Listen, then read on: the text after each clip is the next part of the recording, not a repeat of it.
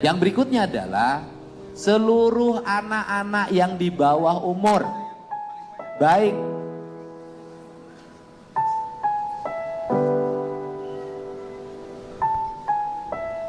yang sekolah maupun yang tidak sekolah, semuanya menjadi tanggung jawab saya untuk makan dalam setiap hari.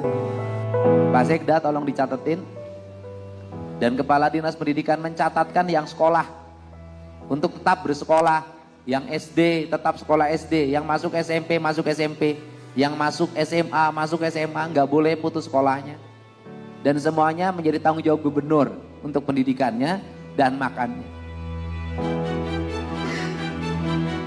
Karena ini adalah kelalaian kami. Kelalaian negara tidak hadir memberikan tindakan yang nyata terhadap sebuah peristiwa yang akan dan pada akhirnya menimbulkan korban jiwa.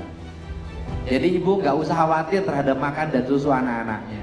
Saya menanggung seluruh biaya hidup anak-anaknya dan saya menanggung biaya pendidikan.